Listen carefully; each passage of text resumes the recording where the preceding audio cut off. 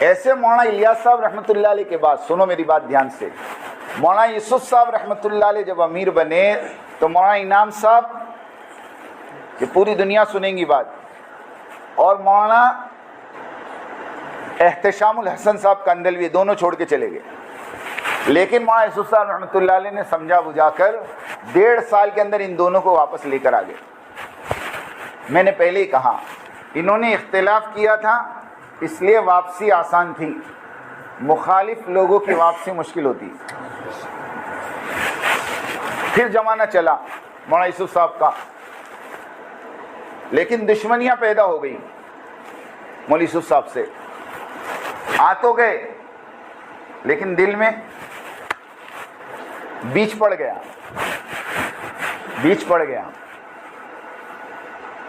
اور پھر 1965 2 اپریل بلال پارک مسجد لاہور، حضرت مولانا یوسف صاحب رحمۃ اللہ علیہ نے فجر کے بعد کا بیان کیا. اور بیان سے پہلے یا بیان کے بعد ایک ناشتہ ہوا تھا. اب وہ ناشتے میں کیا تھا اللہ جانے، ورنہ 48 سال کی عمر میں آدمی اتنا جلدی نہیں جاتا جو پوری دنیا میں سفر کر رہا ہو.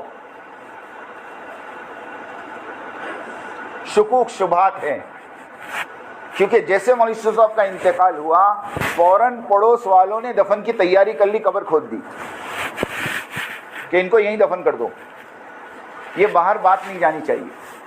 وہ تو اللہ جزائے خیر دے مولانا زکریا صاحب کو، انہوں نے ضد کر کے مولانا یوسف صاحب رحمۃ اللہ علیہ کی لاش کو انڈیا بلوایا کہ نہیں یہ تو نظام الدین دفن ہوں گے، ورنہ کیا چکر تھا وہ اللہ جانے. لیکن بیج وہیں پڑ گیا تھا. پھر مولانا یوسف صاحب رحمۃ اللہ علیہ کا جب انتقال ہوا تو مولانا زکریا صاحب رحمۃ اللہ علیہ نے مولانا انعام صاحب کو امیر بنا دیا. مولانا انعام صاحب، بعضوں نے کہا کہ مولانا انعام صاحب کو امیر نہیں بنایا تھا، امین بنایا تھا، اور یوں کہا تھا کہ مولوی ہارون چھوٹے ہیں، یہ جب بڑے ہو جائیں تو امانت ان کے حوالے کر دینا.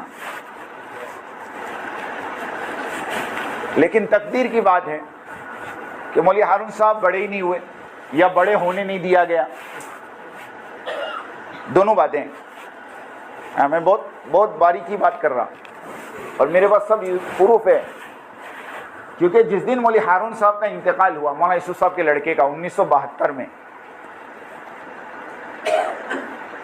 تو اس وقت کا ایک واقعہ مفتی یوسف موطالعہ صاحب جن کا بھی انتقال ہوا انگلینڈ میں، ان کی آڈیو یوٹیوب پہ موجود ہے.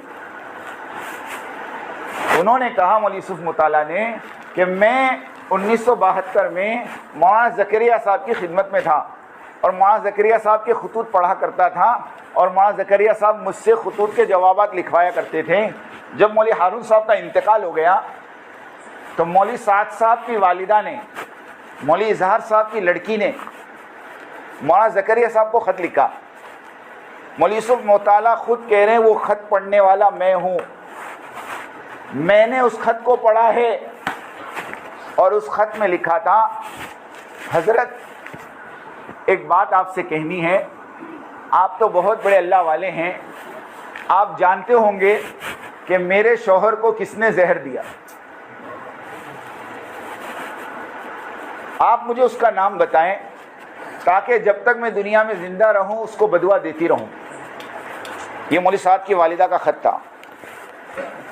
مولوی یوسف موطالعہ کہتے ہیں مولوی زکریا نے مجھے بلایا اور مجھ سے کہا اس کا جواب لکھو، اور جواب میں مولوی زکریا صاحب نے خط لکھا، میری بچی میں جانتا ہوں تیرے شوہر کو کس نے زہر دیا، لیکن میں اس کا نام نہیں بتاؤں گا، اور میں تجھ سے بھی کہوں گا اللہ سے دعا کر اللہ تیرے شوہر کی مغفرت کرے، جنت الفردوس میں جگہ عطا فرمائے، اور اس کا بہترین بدلہ تجھے تیری اولاد کی شکل میں دے. یہ مولوی زکریا صاحب کے خط تھے. لیکن جب مولانا انعام صاحب امیر بنے، بیچ میں بات رہ گئی، تب بھی اختلاف ہوا.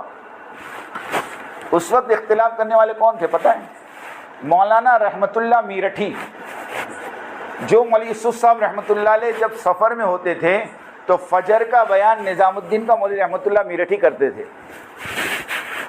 یہ آدمی وہ تھا جس کے بیانات پر لوگ دھاڑے مارتے تھے. اب ان کو یہ تھا کہ مولانا یوسف کے جگہ پر بیان تو میں ہی کرتا ہوں, ان کے بعد یہ کرسی تو میری ہے. نہیں سمجھے آپ؟ اب پہلے سے کرسی کا شوق ہو تو.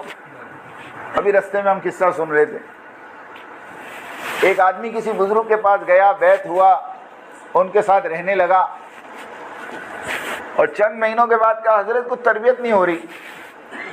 کیا کہا؟ حضرت کچھ تربیت نہیں ہو رہی, کچھ فائدہ نہیں ہو رہا آپ کے پاس رہنے کا. کہا کیوں؟ کیا نیت لے کر آئے تھے؟ کہا میں تو آپ کے پاس آپ جیسا بننے آیا تھا. تو کہا پہلے دن سے کرسی کا شوق ہے تو کیا ملے گا؟ پہلے دن سے پیر بننے کی تمنا ہے. نہیں سمجھے آپ؟ تو کیا ملے گا بھائی؟ پہلے مجاہدہ کرو کہ نہیں. مثال دی, مفتی سمیر صاحب نے مثال دی. ایک بچہ پہلے اسٹوڈنٹ ہوتا ہے نا, اس کے بعد ٹیچر بنتا ہے, اس کے بعد ایگزامینر بنتا ہے. ارے ایسا ہی ہوتا ہے نا. بولے یہاں تو پہلے دن سے ایگزامینر بن جاتے ہیں. امیر صاحب کو 10 نمبر, فلاں کو 5 نمبر, فلاں کو 2 نمبر. پہلے دن سے فیصلہ کرتا, اس میں کچھ لینے کا نہیں, اس میں کچھ لینے کا نہیں, اس میں کچھ لینے کا نہیں. حضرت مولانا صاحب فرماتے ہیں جو اپنے ساتھیوں کے بارے میں یوں کہوے کہ اس کا میرے یہاں کوئی مقام نہیں, قسم خدا کی اس کا خود اللہ کے یہاں کوئی مقام نہیں. جو یوں کہوے اپنے ساتھیوں کے بارے میں کہ اس کو میں نہیں مانتا, تو کہتے اس کو اللہ نہیں مانتا. سیدھی بات ہے. ہاں, تو پہلے دن سے جذبہ یہ تھا کہ مولانا یوسف کے بعد میں امیر بنوں, اور جب امارت نہیں ملی تو چھوڑ کے چلے گئے. مفتی مولانا عبداللہ جھانجی صاحب, مولانا سلیمان جھانجی صاحب کے لڑکے نے مجھے بتایا, حافظ صاحب میں نے اپنی آنکھوں سے دیکھا ہے نظام الدین کے سامنے سے گزرتے تھے, سیڑھیوں پہ تھوک کے جاتے تھے. یہ بھی چھوڑ کے گئے, اور ان کے ساتھ 40 آدمی نکلے ہیں. لیکن قسم خدا کی کھا کے کہتا ہوں, پوری تبلیغ کی 100 سال کی تاریخ میں چھوڑنے والے تو بہت ملیں گے, لیکن چھوڑنے کے بعد مورچہ کھڑا کرنے والے ان کے سوا کوئی نہیں. یہ بات ہے. اس لیے یاد رکھو میرے دوستو, کام نبیوں کا ہے اور کام صحابہ کی سیرت پہ ہوتا ہے. ہاں, جب یہ اختلاف کر کے باہر نکلے تو ان کو 2 باتیں پیش کی گئی تھی. میں آپ کو بات بتاؤں اندر کی, 2 باتیں پیش کی گئی, اور دونوں باتیں سیرت سے تھیں. جیسے ابھی ہمارے دستگیر بھائی نے بتایا کہ حضرت نے ایک واقعہ یہ سنایا کہ دیکھو حضرت سعد ابن عبادہ رضی اللہ تعالیٰ عنہ اللہ کے نبی کی دنیا سے جانے کے بعد انصار کے امیر بننا چاہتے تھے, اور سارے انصاروں کو جمع بھی کر لیا تھا کہ میرے ہاتھ پہ بیعت کر لو. لیکن حضرت عمر نے کہا کہ نہیں, امیر تو ایک ہی ہوگا اور وہ ابو بکر ہوگی. یہ نہیں ہو سکتا کہ مہاجرین کا امیر ابو بکر ہو, انصار کا امیر سعد بن عبادہ ہو. یہ نہیں ہو سکتا. یوں کہہ کر سارے انصاروں کو سمجھا کر ابو بکر کے ہاتھ پہ بیعت کروائی. لیکن سعد بن عبادہ رضی اللہ تعالیٰ عنہ نے یوں کہا کہ میں بیعت نہیں کروں گا. حضرت ابو بکر نے کہا کوئی بات نہیں, آپ بیعت مت کرو, لیکن رہو ہمارے ساتھ, رہو ہمارے ساتھ. سعد ابن عبادہ رضی اللہ تعالیٰ عنہ نے 2.5 سال تک بیعت نہیں کی. سنو, 2.5 سال تک. لیکن حضرت فرماتے ہیں ابو بکر رضی اللہ تعالیٰ عنہ کا کوئی مشورہ نہیں چھوڑا, مسجد نبوی کی نماز نہیں چھوڑی, اور مدینہ شہر نہیں چھوڑا. اب میں آپ کو واقعہ بتا رہا ہوں, تو کیا سیرت کا واقعہ یہ نہیں جانتے؟ ارے جانتے کہ نہیں جانتے؟ اختلاف کیا ہے لیکن حدود میں رہ کر. حضرت نے فرمایا تمہیں مجھ سے اختلاف ہے, کوئی بات نہیں, مجھ سے اختلاف کرو, مگر یہاں سے مت جاؤ.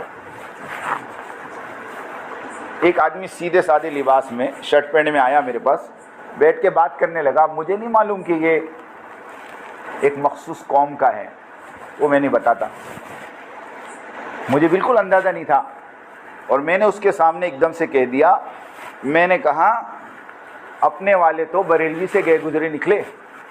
تو ایک دم مجھے دیکھنے لگا، کیا کہہ رہے ہو آپ؟ میں کہا ہاں اپنے والے تو بریلوی سے بھی گئے گزرے نکلے. کہا کیا مطلب؟ میں نے کہا دیکھو نا، بریلوی والوں نے مکہ اور مدینے کے امام کو تو جھٹلایا مگر مکہ مدینہ جانا نہیں چھوڑا. سمجھ میں؟ ارے سمجھ میں آئی؟ اختلاف امام سے ہے، ہم نماز نہیں پڑھیں گے لیکن مکہ مدینہ جانا. تو جب مرکز نظام الدین کے امام سے اختلاف ہے تو مرکز کیوں چھوڑو؟ ایک صاحب کہہ رہے تھے ہم تو اکابرین ثلاثہ کے ماننے والے ہیں. میں نے کہا اکابرین ثلاثہ کی قبر پر فاتحہ پڑھنے سے بھی محروم ہیں کہ قبر بھی اندر ہے. قبر بھی کہاں ہے؟ ارے اکابرین ثلاثہ کی قبر کہاں ہے؟ اکابرین ثلاثہ کے ماننے والے قبر پہ فاتحہ پڑھنے سے محروم ہے. بولو دنیا کیا تماشا دیکھ رہی؟ تھوڑی سی عقل ہو تو آدمی کھول دے. سمجھنے کی بات ہے دوست. تو ایک بات تو سعد بن عبادہ کی سنائی، اور دوسری بات حضرت نے فرمائی کہ حضرت ابو ذر غفاری رضی اللہ تعالیٰ عنہ کو حضرت عثمان غنی سے اختلاف تھا اور بہت لڑائی ہوتی تھی، مشوروں میں جھگڑوں پر جھگڑے، کیونکہ ابو ذر غفاری شدت پسند آدمی، وہ ذرا بھی چلنے نہیں دیتے تھے. نہیں سمجھے؟ کسی نے ان کو کہا کسی کے پاس 20 دینار ہو تو کتنی زکوٰۃ دینے کا؟ حضرت ابو ذر نے کہا 20.5 دینار. کتنے دینے کا؟ تو 20.5 دینار ہی 20 ہے تو کہ وہ 20 کیوں جمع کیا؟ 15 دینار اوپر دینے کا جمع کیوں کیا؟ اس کی سزا بولے. اب ایسا مزاج کا آدمی، اور حضرت عثمان غنی کے زمانے میں مال آ رہا ہے تو مسجد کی نوعیت بدل گئی، مسجد کے اندر نقش و نگار ہو گئے. تو ابو ذر غفاری کو اختلاف ہوا، ابو ذر غفاری کو اختلاف ہوا تو حضرت عثمان غنی رضی اللہ تعالیٰ عنہ نے سارے صحابہ سے مشورہ کیا کہ بھئی اس کا کوئی حل نکالو، یہ روز کے جھگڑے، اور ایک حل تو نکالنا چاہیے نا. تو حل یہ نکالا کہ ابو ذر غفاری کو بٹھا کر کہا کہ دیکھو ہمارا مشورہ یہ ہے کہ آپ جو ہے مدینے سے باہر ایک جگہ ہے ربضہ، ہم مشورے سے وہ جگہ آپ کے لیے طے کر دیتے ہیں، آپ وہاں جا کے رہو اور اپنی زندگی کے آخری دن وہاں گزار لو. تو ابو ذر چونکہ مخلص تھے نا اور اختلاف تھا، مخالفت نہیں تھی، تو اپنے امیر کی اطاعت کی اور جا کر ربضہ رہنے لگے. آپ لوگ کئی واقعات ربضہ کی پڑھے ہوں گے. وہ واقعہ پڑھا ہوگا کہ ایک غلام رکھا انہوں نے اور پھر وہ اونٹ دوسرا لے کر آیا، ہے نا؟ ارے پڑھا کہ نہیں فضائل اعمال میں؟ اور وہ واقعہ بھی پڑھا ہوگا کہ جب انتقال کا وقت قریب آیا تو اپنی بیوی کو کہا کھانا پکاؤ، تو کہا کس کے لیے؟ کہا ایک جماعت آئے گی جو مجھے دفن کرے گی. تو وہ جنگل میں رہتے تھے، اختلاف تھا ان کو. تو حضرت نے فرمایا کہ اگر تمہیں اختلاف ہے تو تم ہمارے پاس آؤ، ہم مشورے سے کوئی جگہ آپ کے لیے طے کر دیں، آپ وہاں رہ جائیں. ارے بولو سیرت کا فیصلہ تھا نا. اب اتنی بڑی بات سمجھ میں نہیں آ رہی. اب لوگ مجھے کہتے ہیں کہ تم کو زیادہ سمجھ میں آتا ہے کہ ان کو. میں نے کہا ایک بات بول، سیدھی سیدھی بات بول. ایک عالم شیخ الحدیث وہ کعبۃ اللہ کی طرف بیٹھ کے پیشاب کرے اور میرے جیسا جاہل اس کو کہے حضرت قبلہ ہے، تو تیرے جیسا کوئی جاہل وہاں کھڑا ہو کہ تیکو زیادہ سمجھ پڑتی کہ شیخ الحدیث کو. اتنی بات تو ہم کو بھی سمجھ پڑتی. ارے اتنی تو ہم کو بھی عقل ہے نا بھائی. ہم یہ نہیں کہہ رہے اختلاف غلط ہے، ہم کہہ رہے ہیں اختلاف کے بعد جو طریقہ ہے وہ غلط ہے. یہ طریقہ نہیں ہوتا اختلاف کا، ورنہ صحابہ میں اختلاف اس سے بڑے ملیں گے. ہاں امام ابو حنیفہ اور امام شافعی کی نماز میں 4 رکعت میں سننا کان کھول کے، فضائل اعمال میں لکھا ہے، میں نہیں بولتا، 4 رکعت میں 200 مسئلے اختلاف والے ملیں گے تمہارے کو. تم تو خالی رفع دین جانتے ہو، آمین بالجہر جانتے ہو، 200 مسئلے. امام حنیفہ رحمۃ اللہ علیہ کہتے ہیں امام کے پیچھے سورہ فاتحہ پڑھنی پڑے گی، اور امام شافعی کہتے ہیں فاتحہ پڑھنا حرام ہے، نہیں پڑھ سکتے آپ. معاف کرنا، امام حنیفہ کہتے ہیں نہیں پڑھ سکتے، امام شافعی کہتے ہیں پڑھنا پڑے گی۔ امام شافعی کیا کہتے ہیں؟ پڑھنا ہی پڑے گی۔ اسی لیے کہ کسی شافعی مسجد میں تم نماز پڑھو گے نا تو ولضالین آمین کے بعد تھوڑی دیر رکتے ہیں اور پھر سورت پڑھتے ہیں۔ کیوں؟ اتنی دیر میں مصلی سورہ فاتحہ پڑھتے ہیں۔ ہاں، امام حنیفہ رحمۃ اللہ علیہ کے نزدیک وضو کو توڑنے والی چیزیں 8 ہیں۔ وضو کو توڑنے والی چیزیں 8 ہیں، اور امام شافعی رحمۃ اللہ علیہ کے نزدیک بیوی کو ہاتھ لگا تو بھی وضو ٹوٹ جائے گا۔ ہاں، قرآن سے ثابت کیا انہوں نے، اولا مستم النساء، اولا مستم النساء، اسے ثابت کیا انہوں نے۔ تو ایسا اختلاف تم کو ائمہ میں ملے گا، لیکن آج تک تم نے کبھی اماموں کو لڑتے دیکھا؟ ارے بولو، کبھی مسجد سے نکالتے دیکھا؟ ارے بولو، یہ سنت صرف انہوں نے زندہ کری۔ ہاں، کوئی اختلاف نہیں۔ امام شافعی رحمۃ اللہ علیہ امام ابو حنیفہ رحمۃ اللہ علیہ کی قبر پر گئے اور وہاں جا کر نماز پڑھی اور نماز میں رفع دین نہیں کیا۔ مریدوں نے کہا حضرت آپ تو رفع دین کے قائل ہیں، اور ابھی جو شیخ یونس جونپوری جو مظاہر العلوم کے شیخ الحدیث ہے نا، ان کا جملہ میں نے اپنے کانوں سے آڈیو میں سنا۔ اتنا بڑا محدث آدمی کہہ رہا تھا کہ امام شافعی رحمۃ اللہ علیہ کے پاس رفع یدین کرنے کے جواز کے جو دلائل ہیں وہ امام ابو حنیفہ کے نہ کرنے کے دلائل سے مضبوط ہے، مگر میں حنفی اس لیے میں نہیں کروں گا، باقی دلائل ان کے مضبوط ہیں۔ ایسا مضبوط آدمی جب امام ابو حنیفہ رحمۃ اللہ علیہ کے مزار پہ پہنچا تو رفع دین نہیں کیا۔ مریدوں نے پوچھا کہ آپ نے رفع دین نہیں کیا؟ تو امام شافعی نے قبر والے کی طرف اشارہ کر کے کہا میں نے اس کے اکرام میں رفع دین چھوڑ دیا۔ ہاں، اختلاف کی جگہ پر دوستو، حدود اختلاف کتاب مولانا زکریا صاحب کی پڑھو۔ حدود اختلاف ملتی بھی نہیں اب مارکیٹ میں، غائب ہو گئی جب سے اختلاف ہوا۔ ہاں، وہ ٹونڈا نہیں ملتی ہو، وہ پڑھو اختلاف کی حدیں کیا ہوتی ہیں۔ میں ایک مرتبہ مشورے میں بیٹھا تھا تو ایک اللہ والے یوں کہہ رہے تھے دیکھو اختلاف میں پڑھ کر اللہ کے سامنے مجرم بن کر حاضر مت ہو، بلکہ مظلوم بن کر حاضر ہو۔ کئی زبان سے ایسے جملے مت نکالو کہ تم مجرم بن جاؤ۔ ہاں، اس لیے ہم کہتے ہیں اختلاف کرو لیکن حدود میں رہ کر کرو، کل کو واپس آنا پڑے تو دروازے کھلے رہے۔ اتنے آگے مت بڑھ جاؤ کہ ریورس بند ہو جاوے۔ سمجھ رہے ہیں میری بات؟ اتنے آگے چلے گئے کہ اب واپسی کے راستے نظر نہیں آ رہے۔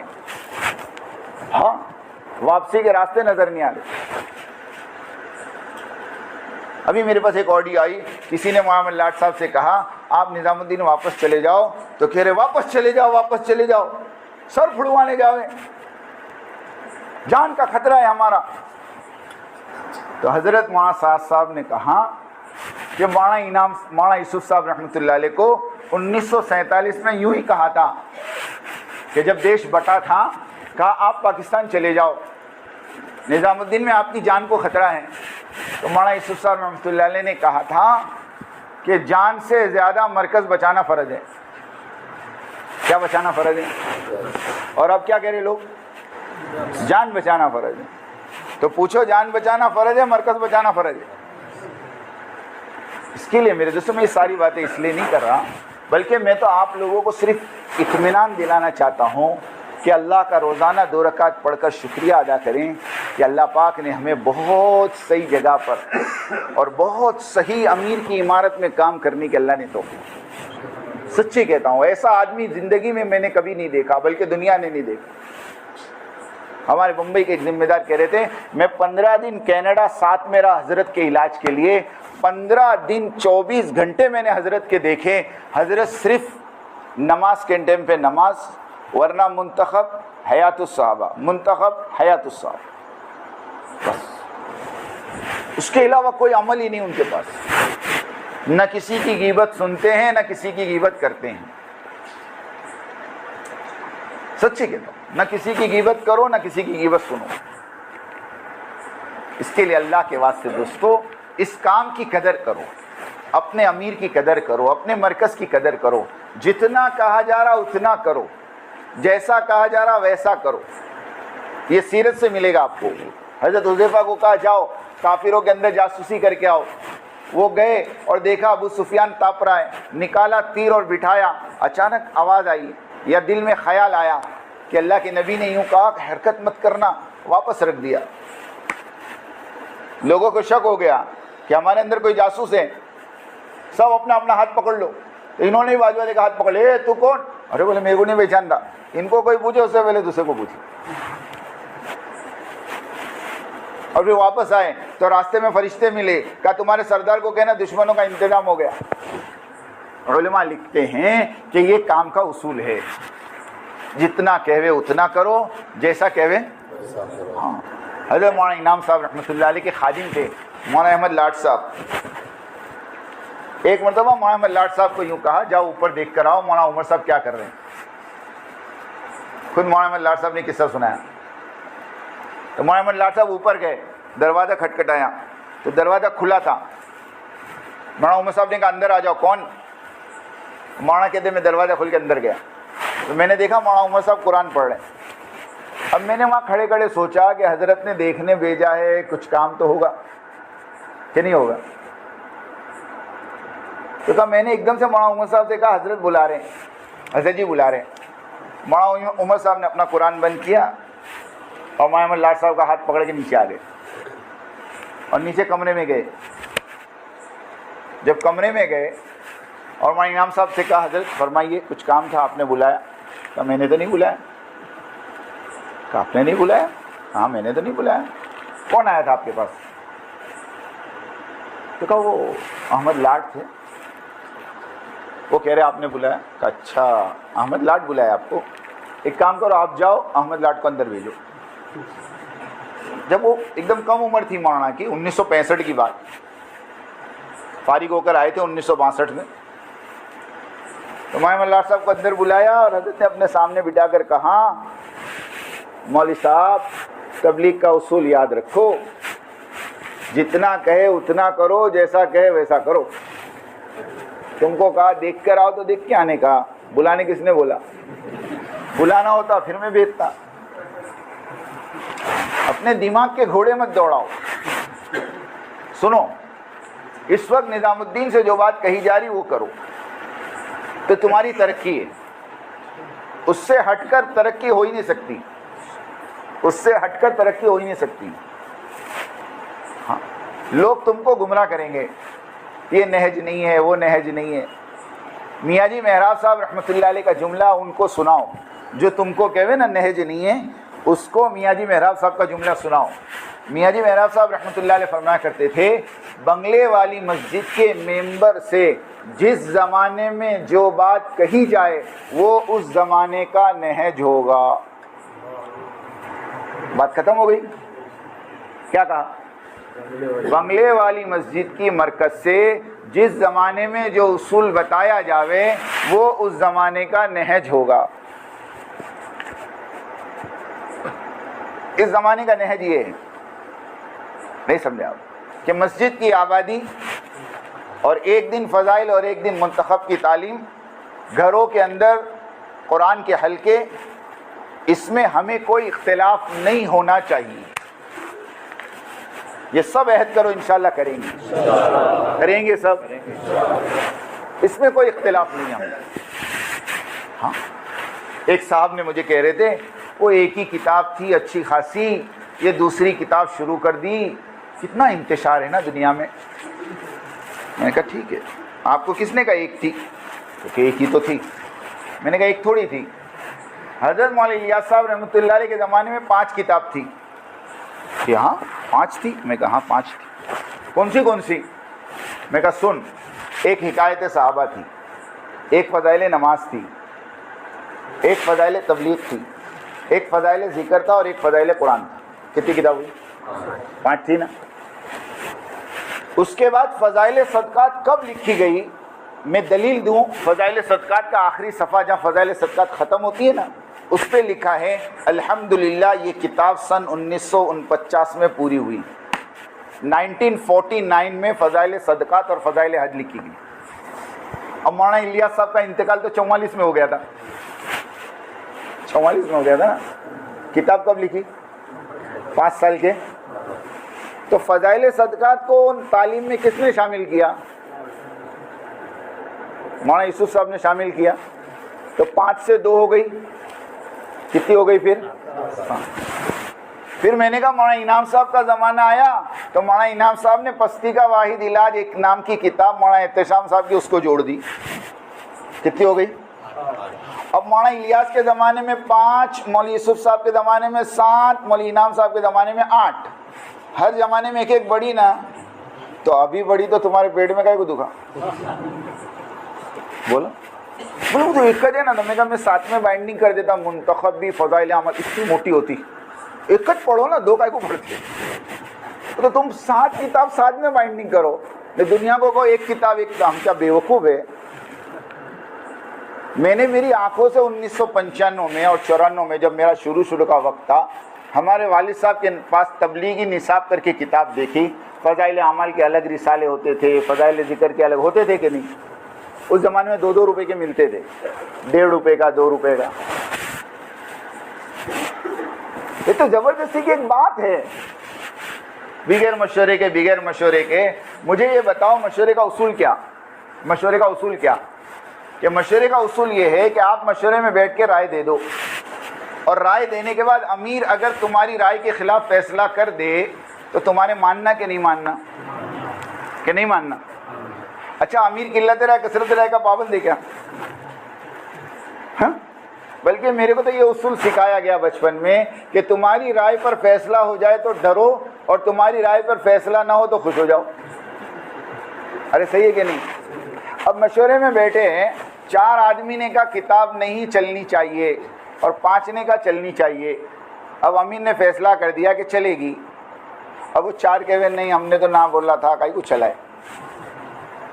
ابھی باہر نکل کے کہے نہیں مشورے سے نہیں ہے, تو مشورے سے نہیں ہے. وہ خود ان کو پوچھو, قرآن پہ ہاتھ رکھ کے قسم کھا کے کہوے کہ کعبۃ اللہ کے اندر جب تم بیٹھے تھے اور منتخب کی جب بات آئی تھی اور باقاعدہ ظہر کے مشورے میں طے ہوا تھا کہ منتخب پڑھی جائے گی, اور آج منتخب کی بسم اللہ عصر کی نماز کے بعد حاجی عبدالوہاب صاحب کریں گے, یہ طے ہوا تھا. یہ اس سے پہلے کی میری بات میں ہے, لیکن ایک پوری پلاننگ کے ساتھ عصر کے بعد حاجی صاحب کو کعبۃ اللہ میں نہیں آنے دیا گیا. وہ نہیں آنے دینے والے کون تھے؟ آپ تحقیق کرو. پھر حضرت نظام الدین میں آ کر حضرت نے مشورہ کیا اور پھر بات رکھی کہ بھئی یہ چیز ہوئی ہے اور اس کو کیا کرنا. سارے نظام الدین کے اکابرین نے کہا ہونی چاہیے ان چند کے علاوہ, اور وہ چیز مشورے سے طے ہوئی. تب جا کر حضرت نے کھلے عام جو سب سے پہلا اعلان کیا 2006 کے مالیگاؤں کا اجتماع, آپ کو یاد ہو, اس میں اسٹیج کے اوپر سے حضرت نے کہا تھا کہ منتخب عمومی تعلیم میں پڑھی جائے گی, اور اس کے بعد 2006 سے لے کر 2012 یا 13 تک ہمارے گجرات میں مسجدوں میں پڑھی گئی ہے. پھر بعد میں ایک دم سے اعتراض آ گیا کہ بھئی اس میں فائدے نہیں ہیں, امت گمراہ ہو رہی. میں نے کہا کتنے گمراہ ہو گئے, لسٹ بھیجو میرے پاس. کون گمراہ ہوا؟ آپ مجھے بتاؤ فضائل اعمال پر اعتراض اور اس کے جواب کتاب ہے کہ نہیں؟ ہے کہ نہیں بولو. لیکن آج 20 سال 25 سال ہو گئے, 1995 سے پکڑو, آج کتنے ہوئے؟ 22 اور 5 27 سال میں منتخب احادیث پر اعتراض اور اس کے جواب کوئی کتاب چھپی گیا؟ ساری مستند حدیثیں, اور مستند حدیث پر غیر مستند حدیث کو ترجیح دینا. علماء سے پوچھو کیا ہے. آپ کے پاس ایک پکی حدیث ہے اور آپ کے پاس کمزور حدیث ہے, آپ کس کو لوگے؟ پکی حدیث کو لوگے. یہ تو جاہل بھی کہے گا نا. ابھی میں راجستھان میں تھا, میں نے یہی کہا, میں نے کہا بھائی اعتراض تو فضائل اعمال پہ ہوا ہے, اس میں کوئی شک کی بات تھوڑی ہے. اس کے لیے سب چیزوں سے باہر نکلو. یہ تو ہمارے ساتھیوں کا تقاضا ہے، اس لیے میں اتنی تفصیل سے بول گیا آپ کے سامنے، ورنہ میری عادت نہیں، ورنہ میری عادت. سمجھ میں آئی بات؟ اس کے لیے اللہ کے واسطے یہ سارے اختلافات کو چھوڑو. ہمارے امیر حضرت وہاں ساتھ صاحب ہیں، اور ہم شخصیت سے نہیں جڑے ہیں. سننا، مولانا الیاس صاحب رحمۃ اللہ علیہ امیر تھے، وہ ہمارے امیر تھے. مولانا انعام صاحب امیر تھے، وہ ہمارے امیر تھے. مولانا یوسف صاحب امیر تھے، وہ ہمارے امیر تھے. مولانا زبیر صاحب امیر تھے، وہ بھی ہمارے امیر تھے. اب مولانا سعد صاحب امیر ہے، وہ ہمارے امیر ہے، اور اس کے بعد جو امیر بنے گا وہ بھی ہمارا امیر ہوگا، مگر شرط ہے کہ نظام الدین سے جڑا ہو. جائے فاروق بھائی بنگلور بن جاوے امیر، ہم مان لیں گے، ہم کا نہ بول، ہم ماننے کو تیار ہے. لوگ کہتے ہیں ہمارے بڑے ہمارے بڑے. میں نے کہا ہمارے بڑے تو نظام الدین سے جڑا وہ بڑا، باقی سب کو بزرگ مانیں گے، عالم مانیں گے، مفتی مانیں گے، اپنے سے بڑا تقوی والا مانیں گے، مگر بڑا نہیں مان سکتے. ہماری کچھ مجبوری ہے. ہمارے بڑے تو نظام الدین مانے. سمجھ میں آئی بات؟ اور پھر کوئی اعتراض کرتا ہے کہ حضرت کو امیر کس نے بنایا. ایسا سوال ہے کہ جس کا کوئی ہاتھ پیر نہیں. پوری دنیا جانتی ہے، پوری دنیا جانتی ہے کہ جب حضرت مولانا انعام صاحب کا انتقال ہوا ہے تو 3 دن تک مشورہ ہوتا رہا بنگلے والی مسجد میں، اور وہ مشورہ امیر بنانے کا ہو رہا تھا. اب آپ کہو کہ نہیں جی وہ تو مولانا الیاس صاحب کہہ کر گئے تھے کام کو شورا کے حوالے کرو، تو پھر مولانا یوسف صاحب کو اور مولانا انعام صاحب کو امیر کا کو بنائے. مولانا الیاس صاحب تو اپنے زمانے میں کہے ہوں گے نا کہ قبر میں سے آ کے بول کے گئے مولانا انعام صاحب کے انتقال کے بعد. ارے کب کہے ہوں گے وہ؟ اپنے زمانے میں کہے ہوں گے نا. اگر کوئی ملفوظ ہے بھی آپ کے پاس کہ میرے بعد یہ کام شورا کے ماتحتی میں چلے گا، تو مولوی الیاس صاحب جب کہہ رہے ہیں تو اس کے بعد پھر مولوی یوسف صاحب امیر کیسے بنے؟ آپ مولانا یوسف صاحب کو امیر مانتے ہو؟ مانتے. مولانا انعام صاحب کو امیر مانتے ہو؟ تو مولانا الیاس صاحب کہہ کے گئے تھے نا، وہی ان کی پکڑ ہو گئی. بات ایک دم بے بنیاد ہو گئی. مولانا انعام صاحب نے بھی جو شورا بنائی تھی، کام کو شورا کے حوالے نہیں کیا تھا، بلکہ یوں کہا تھا یہ شورا میرے بعد بیٹھ کر امیر بنا لیں. جیسے حضرت عمر رضی اللہ تعالیٰ عنہ کے انتقال کے وقت حضرت عمر نے ایک شورا بنائی تھی 6 آدمی کی، جس میں حضرت عثمان تھے، حضرت علی تھے، حضرت عبد الرحمن ابن عوف تھے، حضرت عبداللہ ابن عمر تھے، حضرت طلحہ تھے، حضرت زبیر تھے. یہ 6 کی شورا بنی. اور پھر کہا کہ اگر دونوں طرف 3-3 ہو جاویں تو جس طرف عبد الرحمن ابن عوف ہو اس طرف کا فیصلہ کر لینا. یہ حضرت عمر کہہ کر گئے تھے. تو وہ شورا نے بیٹھ کر حضرت عمر کے بعد حضرت عثمان کو امیر بنایا. ایسے حضرت مولانا انعام صاحب نے 10 آدمی کی شورا بنائی، اور وہ شورا مشورہ کرنے بیٹھی تھی امیر کا. اب آپ کو اس کی کیا دلیل ہے؟ اس کی دلیل یہ ہے کہ اس مشورے کے اندر مولانا سعد صاحب نے یوں کہا تھا کہ اگر تم مجھے امیر بناؤ گے تو مولانا زبیر صاحب والے کٹ جائیں گے، اور مولانا زبیر صاحب نے کہا تھا اگر تم مجھے امیر بناؤ گے تو میری سعد صاحب والے کٹ جائیں گے. اب میں آپ سے ایک سوال کرتا ہوں، ایمانداری سے بتاؤ، مشورے میں ایک آدمی یوں کہہ رہا ہے اگر تم مجھے امیر بناؤ گے تو میرے والے ان کے والے کٹ جائیں گے، وہ کہہ رہے ہمیں بناؤ. تو امیر بننے کا مشورہ چل رہا ہے تبھی تو امیر کی باتیں آ رہی. اگر شورا کے حوالے تھا تو کرنے کی کیا ضرورت تھی 3 دن تک ناٹک. آخر میں 13 محرم، سنو، 13 محرم، 10 محرم کو حضرت جی کا انتقال ہوا. 13 محرم کو نظام الدین میں جو کرسی ہے نا، کرسی، ہاں، وہاں پر کھڑے ہو کر حضرت میاں جی مہراج صاحب رحمۃ اللہ علیہ کمرے میں سے نکلے اور آ کر کہا کہ ہماری ساری شورا کے مشورے سے اب یہ کام 3 لوگوں کے حوالے ہوا ہے، اور 3 لوگ اس کام کو لے کر چلیں گے.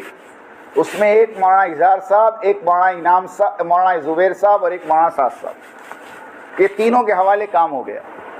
جب مولانا اظہار کا انتقال ہو گیا تو مولانا سعد اور مولانا زبیر صاحب کام لے کر چلتے رہے. اب مولانا زبیر صاحب کا انتقال ہو گیا تو کون بچا؟ بھائی مشتاق صاحب کہتے تھے غزوہ موتا کے اندر اللہ کے نبی نے کہا، کیا کہا معلوم؟ کیا کہا؟ زید بن حارثہ امیر ہوں گے، اور وہ شہید ہو جائیں تو جعفر ابن ابی طالب، اور وہ شہید ہو جائیں تو عبداللہ ابن رواحہ، اور وہ شہید ہو جائیں تو مسلمان جس کو چاہے امیر. جیسے وہاں 3 طے ہوئے نا، یہاں بھی 3 طے ہوئے. اور جیسے عبداللہ ابن رواحہ کے انتقال سے پہلے مسلمان امیر نہیں بنا سکتا. سمجھ گئے؟ اب آگے میں بولتا نہیں. ہو گئی بات صاحب؟ ایک دم سیدھی بات ہے.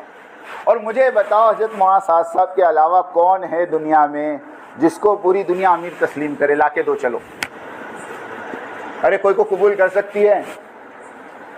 آپ سوچو نا، اس خاندان کے علاوہ کوئی خاندان بیٹھ سکتا ہے کہ نہیں؟ اللہ نے ان کو ایک مقام دیا بھائی، وہ امت کو لے کے چل رہے، ہم ساتھ دیں ان کا. ورنہ میں بھی ایک سوال کر سکتا ہوں، حضرت علی کو کون امیر بنایا؟ لاؤ پوری دنیا میں میرے پاس جواب. کون سی شورا نے کون سے مشورے سے حضرت علی امیر بنے بھائی؟ ہاں پوچھو جا کر. کہ حضرت عثمان غنی رضی اللہ تعالیٰ کے زمانے میں سارا کام کاج حضرت علی سنبھالتے تھے، جب حضرت عثمان غنی کا انتقال ہو گیا تو ساری چیزوں پر حضرت علی نے کنٹرول کر کے امیر بن گئے. ہاں ایسا ہوا ہے. سمجھ میں آئی بات؟ یہ سب چھوڑو. اب یہ طے کرو کہ انشاءاللہ ہمیں موت تک اطاعت کے ساتھ مرکز کی اور مرکز کے امیر کی اطاعت کے ساتھ کام کرنا ہے. کون کون کرے گا؟ ذرا ہاتھ اٹھاؤ. انشاءاللہ سب کرے گا. ہاں جان دے دیں گے لیکن امیر کی اطاعت کو نہیں. یہ ہر زمانے کے مسلمانوں کا اصول ہے. اب وہ امیر جو کہہ رہا وہ